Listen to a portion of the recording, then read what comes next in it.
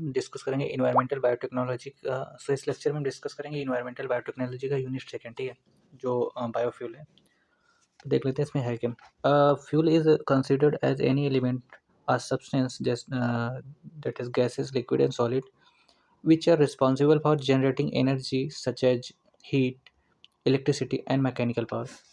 Biofuel होता क्या है? ऐसा एलिमेंट या सब्सटेंस होता है ना, जो किसी एनर्जी के को जनरेट करने के लिए रिस्पॉन्सिबल होता है। जैसे इलेक्ट्रिसिटी हो गया, हीट हो गया, मैकेनिकल पावर हो गया, ठीक है।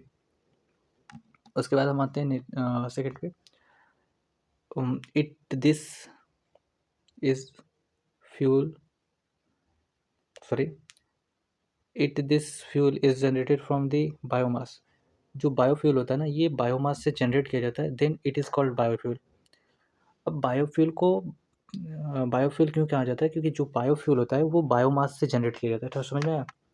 मतलब कि जो बायोफ्यूल होता है उसको जनरेट करने के लिए हम क्या यूज़ करते हैं? बायोमास यूज़ करते हैं, ठीक है। बायोफ्यूल किससे जनरेट किया जाता है? बायोमास से जनरेट किया जाता है, ये याद रखना है, ठीक है। इसमें ज़्यादा टफ नहीं है कुछ। Biofuel biomass can be plant and algae animal waste. जो बायोफ्यूल होता है जो बायोमास होता है वो प्लांट वेस्ट हो सकता है, एल्गी हो सकता है, उसके बाद एनिमल वेस्ट हो सकता है, ठीक है।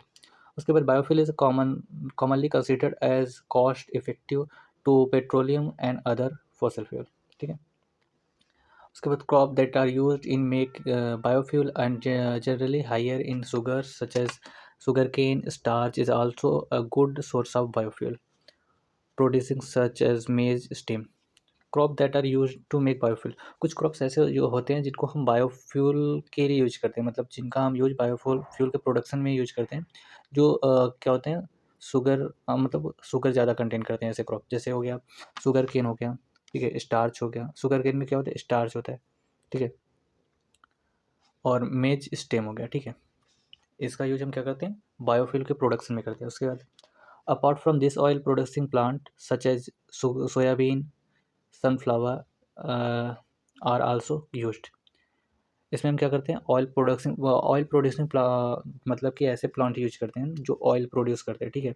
जैसे सोयाबीन हो गया, सनफ्लावर हो गया। उसके बाद ऐसे प्लांट जो ऑयल प्रोड्यूस करते हैं, मतलब ऐसे प्लांट जिनसे हम क्या करते हैं? ऑयल प्रोड्यूस करते हैं, ठीक है। उसके बाद बायोफ्यूल जो होता है ये दो टाइप्स के होते हैं। एक होता है बायो एथेनॉल होता है, एक होता है बायोडीजल होता है, ठीक है।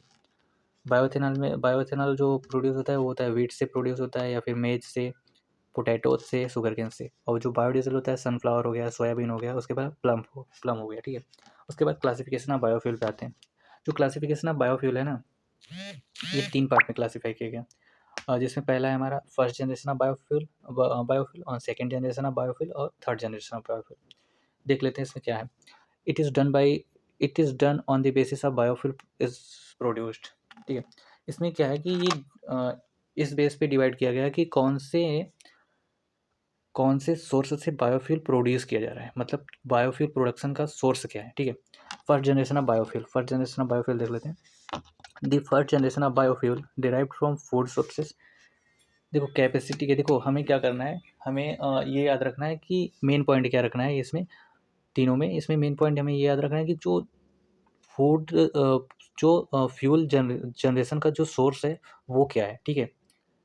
क्योंकि इसमें ज़्यादा कुछ है नहीं, इसमें यही है कि जो फूड जनरेशन का सोर्स है वही जो फ्यूल जनरेशन का सोर्स है वही डिफरेंट है, ठीक है।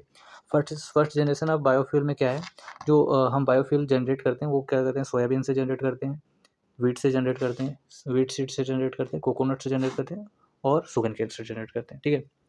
तो इसको सेंटेंस देख लेते हैं। The first generation of biofuel derive from the food sources directly such as sugar cane, soybean, wheat seed, coconut and sugar cane, ठीक है। ये था हमारा फर्स्ट जनरेशन ऑफ बायोफ्यूल। इसमें थोड़ा सा और है। The first generation of biodiesel production cause different problems such as storage of food sources shortage of food source sorry. The first generation of biodiesel production cause different problem.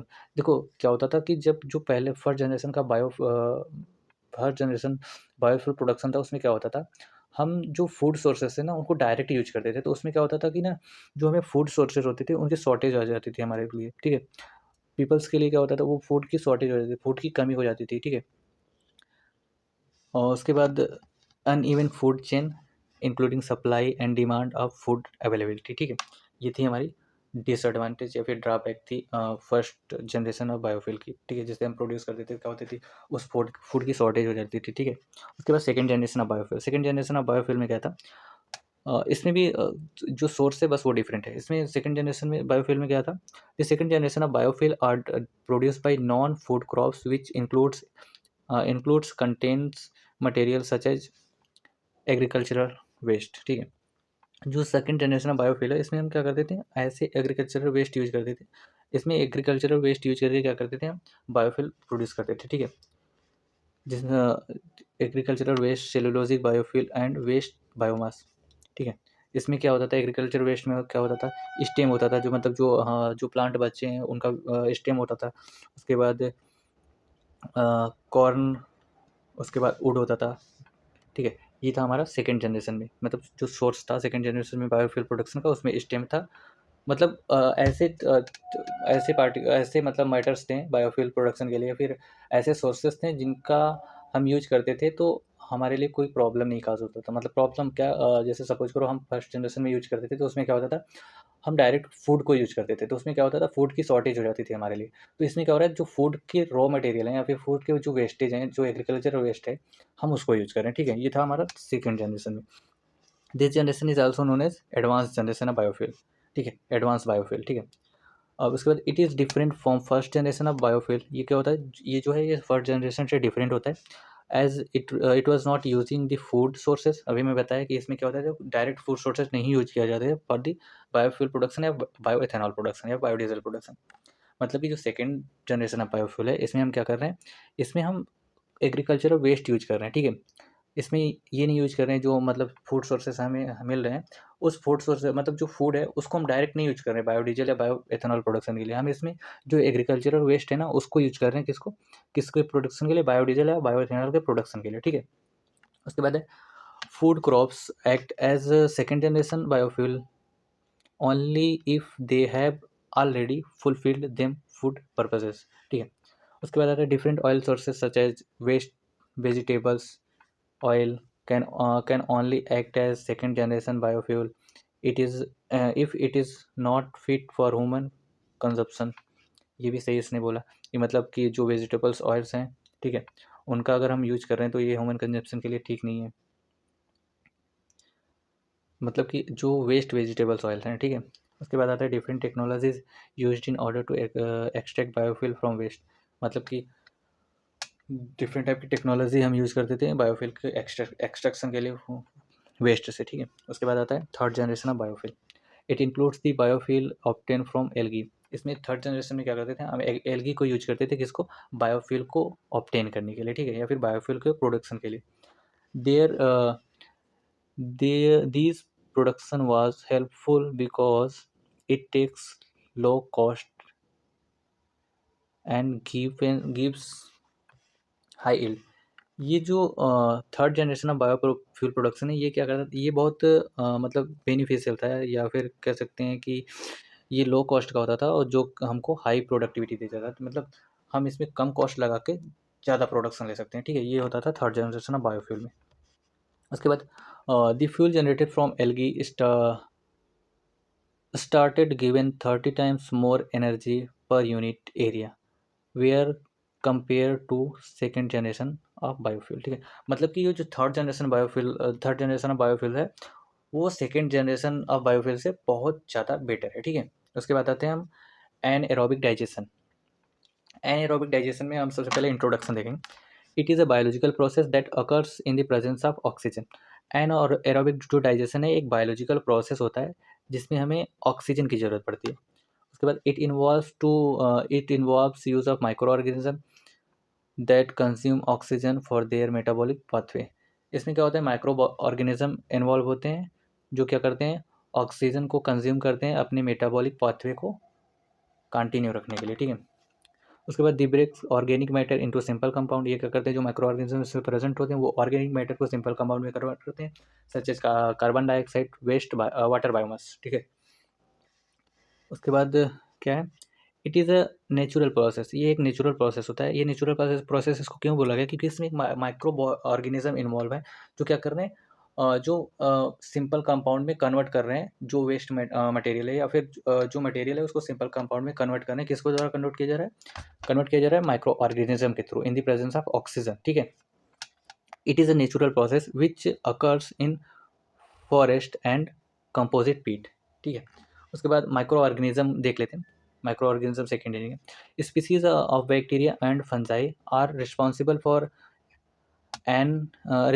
For aerobic digestion. इसमें क्या होता है, जो aerobic digestion होता है इसमें क्या होता है, फंजाई और जो बैक्टीरिया होते हैं वो रिस्पॉन्सिबल होते हैं इस टाइप के डाइजेशन के लिए। ठीक है, इसमें ऑर्गेनिक मैटर होता है जो सिंपल कंपाउंड में कन्वर्ट किया जाता है, ये मैंने सीधे अभी डिस्कस किया। उसके बाद it includes moulds and actinomycetes. ठीक है, इसमें मोल्ड्स और एक्टिनोमाइसिटीज भी होते हैं। ठीक है, उसके बाद हम आते हैं रिएक्शंस पे आते हैं। In aerobic digestion the organic matter is oxidised by series of enzymatic reaction. जो एरोबिक डाइजेशन होता है ना, इसमें सीरीज ऑफ क्या होते हैं, एंजाइमेटिक रिएक्शन होते हैं, जिससे क्या होता है जो ऑर्गेनिक मैटर होता है वो ऑक्सीडाइज होता है। ठीक है, तो इसमें क्या होता है, वेस्ट होता है प्लस ऑक्सीजन होता है प्लस माइक्रो ऑर्गेनिज्म होता है। ठीक है, इसमें क्या होता है फिर प्रोडक्शन किसका होता है, CO2 का प्रोडक्शन होता है, H2O बनता है प्लस बायोमास बनता है, लास्ट में एनर्जी बनता है। ठीक है, उसके बाद कंडीशन देख लेते हैं। Oxygen availability, adequate oxygen supply is required for successful digestion of organic matter. ठीक है, ये था ऑक्सीजन अवेलेबिलिटी में। Oxygen is provided through the spargers, मतलब इसमें स्पाजर्स लगे होते हैं जिससे क्या होता है ऑक्सीजन सप्लाई किया जाता है। Oxygen is provided through the spargers, इसमें स्पाजर्स के थ्रू क्या होता है ऑक्सीजन सप्लाई किया जाता है, जो बबल्स को ऐड करते हैं। ठीक है, कंपोनेंट में for the small container only open lids adds oxygen for decomposition. ठीक है, उसके बाद आते हैं टेम्परेचर पे। Aerobic digestion operates at moderate temperature for that mesophiles microorganism are responsible which works at temperature of 20 to 30 degree Celsius. Selection of microorganism it depend upon the temperature of degradation. ठीक है, ये हमारा था temperature. आते हैं pH पे। pH, the pH of aerobic condition are maintained between 6.5 to 7.5। ठीक है, ये ठीक है, जो pH है ना, बस pH याद रखना है कि जो माइक्रो ऑर्गेनिज्म है एरोबिक में वो इतने pH पे वर्क करता है। ठीक है, समझ में आया। उसके बाद बेनिफिट देख लेते हैं। बेनिफिट में क्या है, रैपिड डिकम्पोजिशन मतलब जो मैटर है उसमें उसकी जो डिकम्पोजिशन टाइम है वो बहुत तेज होती है। ठीक है, aerobic digestion is faster than anaerobic digestion because decomposition start from surface to bottom quickly. मतलब कि जो एरोबिक डाइजेशन होता है इसमें जो डिकम्पोजिशन प्रोसेस जो स्टार्ट होता है वो सरफेस से बॉटम तक होता है। ठीक है, which result is in quicker break down of organic matter. उसके बाद पाथवे रिडक्शन आता है। The presence of oxygen helps to reducing pathogenic microorganism. मतलब ये क्या बोल रहा है कि जो the presence of oxygen help in reducing pathogenic microorganism. जो ऑक्सीजन की प्रेजेंस है वो पैथोजेनिक जो माइक्रो ऑर्गेनिज्म है उनको रिड्यूस करने का काम करता है। Therefore the chance of attachment of pathogen are very low. ठीक है, उसके बाद odour control. Aerobic digestion reduce less odour as compare to anaerobic. ठीक है, उसके बाद effluent quality. Effluent form aerobic digestion are relatively clear and have low level of organic pollutant. ठीक है, ज़्यादा कुछ है नहीं इसमें, बस थोड़ा सा है। उसके बाद आता है एनारोबिक डाइजेशन। एनारोबिक डाइजेशन में क्या आता है, पहले इंट्रोडक्शन देख लेते हैं। ठीक है, एरोबिक में क्या था कि ऑक्सीजन प्रेजेंस था, एनारोबिक में तो ऑक्सीजन अब्सेंस होगा। ठीक है, ज़्यादा कुछ है ही नहीं इसमें यार। इंट्रोडक्शन में देख लेते हैं। It is a biological process that occurs in the absence of oxygen. ये एक बायोलॉजिकल प्रोसेस है जिसमें ऑक्सीजन अब्सेंस होता है। Micro organism involve for this process are habitual in growing the absence of oxygen. इसमें भी क्या होता है, माइक्रो ऑर्गेनिज्म इन्वॉल्व होते हैं, बट क्या करते हैं वो जो माइक्रो ऑर्गेनिज्म होते हैं वो ग्रो करते हैं in the absence of oxygen. उसके बाद they majorly includes bacteria break down of organic matter into simple compound. इनमें भी बैक्टीरिया यूज किया जाता है, जो बैक्टीरिया क्या करते हैं ऑर्गेनिक मैटर को सिंपल कंपाउंड में कन्वर्ट करते हैं, such as methane, carbon dioxide, volatile fatty acid. उसके बाद माइक्रो ऑर्गेनिज्म आते हैं। The process require specific microorganism for different processes involved in anaerobic. इसमें क्या होता है, डिफरेंट डिफरेंट प्रोसेसेस के लिए different different micro organism require होते हैं. एग्जांपल मेथेनोजेंस हो गया, एसिटोजेंस हो गया, हाइड्रोलाइटिक बैक्टीरिया हो गया. उसके बाद आता है the micro organisms works together in series of different biochemical reactions. उसके बाद रिएक्शंस इसमें क्या क्या होती हैं, इसमें होती हैं हाइड्रोलिसिस होता है. हाइड्रोलिसिस में हाइड्रो, उसके बाद कॉम्प्लेक्स कंपाउंड कन्वर्ट होता है सिंपल कंपाउंड. ठीक है. फिर आते हैं इसमें सेकेंड रिएक्शन में क्या होता है, एसिडोजेनेसिस होता है. एसिडोजेनेसिस में क्या होता है, जो सिंपल कंपाउंड होता है वो कन्वर्ट होता है वोलेटाइल फैटी एसिड में. एसिटोजेनेसिस और एसिटोजेनेसिस. अब आता है एसिटोजेनेसिस. एसिटोजेनेसिस में क्या होता था, जो वोलेटाइल फैटी एसिड बना था वो क्या कन्वर्ट होता था एसीटेट में. ठीक है. मतलब कि पहले सिंपल कंपाउंड बना, सिंपल कंपाउंड से वोलेटाइल कंपाउंड फैटी एसिड बना, फिर वोलेटाइल फैटी एसिड किस में कन्वर्ट हो गया, एसीटेट में. ठीक है. उसके बाद आता है मेथेनोजेनेसिस.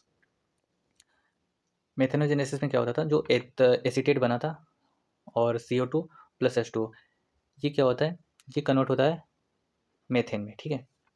उसके बाद क्या है, नोट है थोड़ा सा, मेथेन इज अ प्राइमरी. उसके बाद क्या ही लिखा है, चलो छोड़ो. Methane is a primary end product of all anaerobic digestion. मतलब जो मेथेन होता है ना, वो एनारोबिक डाइजेशन का प्राइमरी इंड प्रोडक्ट होता है. ठीक है. And it is also a valuable source of renewable energy. और ये जो मेथेन होता है ये वैल्यूएबल एनर्जी का रिन्यूएबल एनर्जी का एक रिसोर्स होता है. ठीक है. या फिर बोल सकते हैं valuable source of renewable energy. ठीक है. और कुछ नहीं. उसके बाद कंडीशन पे आते हैं. ऑक्सीजन एब्सेंस होता है, ये तो पहले ही पता है. O2 must be excluded for the system to maintain the aerobic condition. मतलब इसमें क्या होता है कि ऑक्सीजन एब्सेंस होता है, ऑक्सीजन एब्सेंस होगा तभी इसमें क्या होगा, जो एनारोबिक कंडीशन होगा वो मेंटेन होगा. ठीक है. उसके बाद इसमें टेम्परेचर क्या होता है, टेम्परेचर डिपेंड करता है कि हम कौन सी टाइप की बैक्टीरिया यूज़ कर रहे हैं. ठीक है. अगर मेसोफिल्स हैं तो 35 to 40 डिग्री सेल्सियस पे काम करेंगे. अगर थर्मोफाइल्स 50 to 55 डिग्री सेल्सियस पे. अगर सैक्रोफाइल्स है तो वो बिटवीन बिलो 20 डिग्री सेल्सियस पे काम करेगा. ठीक है. तो डिफरेंट डिफरेंट टाइप के माइक्रो ऑर्गेनिज्म पे डिपेंड करता है कि कौन कितने डिग्री सेल्सियस पे वर्क करता है. ठीक है. फिर आते हैं बेनिफिट पे आते हैं. Biomass production biogas production. It generates biogas such as methane that can use for energy source. मतलब ये जो होता है एनारोबिक डाइजेशन होता है, इसमें क्या होता है, बायोगैस जनरेट होता है जो हम एनर्जी सोर्स के लिए यूज करते हैं. ज़्यादा कुछ नहीं है, बस थोड़ा सा है. उसके बाद waste reduction. The volume of organic waste is reduced more with. मतलब ये इसमें ये बोला है कि जब हम एनारोबिक डाइजेशन यूज करते हैं तो उसमें क्या होता है, जो हम वेस्ट रिड्यूस करते हैं, सबसे ज़्यादा वेस्ट रिड्यूस इस प्रोसेस से कर सकते हैं, एनारोबिक डाइजेशन से. ठीक है. उसके बाद लो एनर्जी इनपुट. उसके बाद टॉक्सिक हाइड्रोकार्बन्स आ गए. ठीक है. नई हेडिंग है टॉक्सिक हाइड्रोकार्बन्स. ठीक है. इसमें देख लेते हैं. The organic compound such as hydrogens and carbons are harmful to both human and environment. ये क्या बोला है कि जो ऑर्गेनिक कंपाउंड हैं जैसे कि हाइड्रोजन हो गया और कार्बन हो गया, ये हमारे इन्वायरमेंट के लिए और ह्यूमन बीइंग के लिए, दोनों के लिए हार्मफुल है due to their toxic effect and chemical properties. क्या होती है कि जो ये होते हैं केमिकल्स होते हैं, इनमें जो इनकी टॉक्सिक इफेक्ट और केमिकल प्रॉपर्टीज़ की वजह से ये हमारे ह्यूमन बीइंग के लिए मतलब ह्यूमन बीइंग के लिए और इन्वायरमेंट के लिए बहुत हार्मफुल होता है. उसके बाद क्या लिखा है, they are found in different chemical household and industrial waste. अब ये क्या बोल रहे हैं कि जो हमारे हाउस होल्ड में कुछ ऐसे डिफरेंट टाइप के मैटर होते हैं, फिर इन हाउस होल्ड वेस्ट होते हैं या फिर जो इंडस्ट्रियल वेस्ट होते हैं, उसमें ये हाइड्रोकार्बन्स प्रेजेंट होते हैं जो हमारे इन्वायरमेंट के लिए और हमारे ह्यूमन बीइंग के लिए क्या होते हैं, हार्मफुल होते हैं. ठीक है. उसकी वजह से इसमें पहला एग्जांपल इसमें दिया है benzene C6H6. It is a type of aromatic hydrocarbon. जो बेंजीन होता है ये एक टाइप का एरोमेटिक हाइड्रोकार्बन होता है. और उसके बाद क्या लिखा है, it cause different type of harmful effects as they are carcinogenic. ये जो हाइड्रोकार्बन होता है बेंजीन, ये एक एरोमेटिक हाइड्रोकार्बन होता है जो डिफरेंट टाइप के हार्मफुल इफेक्ट कॉज करता है, इसलिए इसको कार्सिनोजेनिक बोलते हैं. ठीक है. उसके बाद आता है हमारा, उसके बाद दे आर कलरलेस. ये कलरलेस होता है, स्वीट होता है, smelling liquid that is highly toxic. उसके बाद it cause blood disorders and cause damage of bone marrow. बस इसमें क्या है, जो बेंजीन होता है ये क्या करता है, ब्लड डिसऑर्डर कॉज करता है, बोन मैरो को डैमेज करता है. उसके बाद क्या है, long time exposure of benzene lead to increase the risk of developing leukaemia. मतलब कि जो जब अगर लॉन्ग टाइम तक क्या करेंगे हम, बेंजीन का एक्सपोजर होगा हमारी बॉडी में, तो क्या होगा, हमारी बॉडी में ल्यूकेमिया हो सकता है. It may be, not sure कि हो सकता है. It also cause breathing problem, ये ब्रीथिंग प्रॉब्लम कॉज करता है। उसके बाद सोर्स पे आते हैं, benzene is use for production of plastic, ये प्लास्टिक के प्रोडक्शन में यूज किया जाता है। उसके बाद सिंथेटिक रबर बनाने में यूज किया जाता है benzene. They are also present in cigarettes smoke, जो बेंजीन होता है ये क्या होता है, जो सिगरेट की स्मोक होती है ना, जो सिगरेट से स्मोक निकलती है उसमें भी प्रेजेंट होता है। उसके बाद आता है टॉलुइन, आता है टॉलुइन C6H8, ये होता है they are common solvent in paints, जो पेंट होता है ना, पेंट उसमें जो महक आती है वो टॉलुइन की महक आती है, ठीक है। उसके बाद एडेसिव होता है, ठीक है। Long term exposure of toluene result in neurological problem which can cause dizziness, headache, confusions and damage to central nervous system. मतलब अगर हम लॉन्ग टर्म से क्या करते हैं, टॉलुइन के कांटेक्ट में या फिर लॉन्ग टर्म से हमारे बॉडी में एक्सपोज हो रहा है टॉलुइन, तो क्या होगा, उससे हमारी जो नर्वस सिस्टम होगी वो डैमेज हो सकती है, ठीक है। Central nervous system, central nervous system में दो पार्ट होते हैं, एक ब्रेन होता है, एक स्पाइनल कार्ड होता है, ठीक है, शायद। It also cause respiratory irritation, the vapour of toluene irritate the respiratory track, ठीक है, leading to cough and shortness of breath, ठीक है। ये था हमारा टॉलरेंस। उसके बाद सोर्स देख लेते हैं। It is found in various industrial products such as paints, rubber and glue.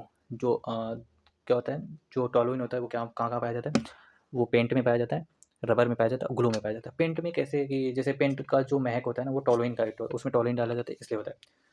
और the third is xylene, the third is xylene, मतलब पहला हाइड्रोकार्बन था हमारा बेंजीन था, दूसरा टॉलुइन था और तीसरा जाइलिन है। It caused some harmful effect as toluene. It caused some harmful effect as toluene, ठीक है, which includes dizziness, breathing problem. Along with this, it is majority of responsible for causing skin irritation. Same है, थोड़ा सा difference है। इसमें भी dizziness होता है और फिर ब्रीथिंग प्रॉब्लम आती है और स्किन इरिटेशन होता है, ठीक है। उसके बाद क्या आता है, they are found in cleaning agent, ठीक है। क्लीनिंग एजेंट, जो क्लीनिंग एजेंट होता है उसमें ये पाया जाता है, जैसे वो कांच को क्लीन करने के लिए क्या होता है, कॉलिन होता है, उसमें भी पाया जाता है। हार्ड प्लास्टिक में पाया जाता है, पेंट्स में पाया जाते हैं। उसके बाद नई हेडिंग आती है, Indian standards for waste disposal. इसमें पहला है solid waste management rule 2016। This rule was created in order to control and recycle the solid waste generated in environment.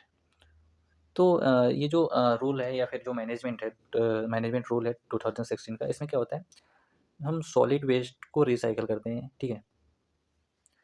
उसके बाद क्या है, it involves separation of waste depending upon their class. इसमें क्या होता है, हम वेस्ट का सेपरेशन करते हैं डिपेंडिंग अपॉन देयर क्लास, उसकी कौन सी क्लास है, सॉलिड है या फिर सॉलिड है या फिर लिक्विड है, मेटल है या फिर प्लास्टिक है, सच एज बायोडिग्रेडेबल और नॉन बायोडिग्रेडेबल, मतलब कि बायोडिग्रेडेबल है, नॉन बायोडिग्रेडेबल है, ठीक है। उसके बाद hazardous waste and hazardous waste, ठीक है।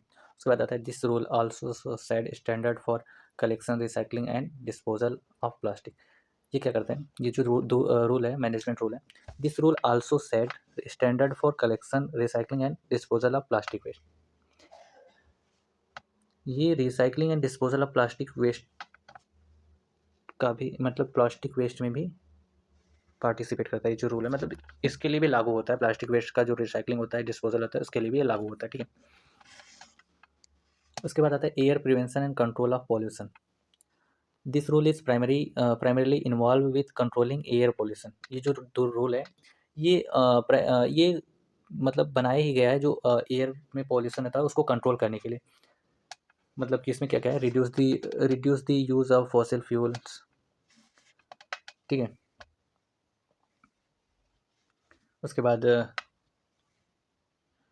वही ट्री की डिफोरेस्टेशन, ठीक है। उसके बाद आता है CO2 emission and air quality index are set, air quality index. उसके बाद awareness about air pollution, create for house, create ही करेगा, सॉरी ये पता नहीं, creates from house and hold was done, ठीक है। ये था हमारा। उसके बाद क्या था, ओके बस यही।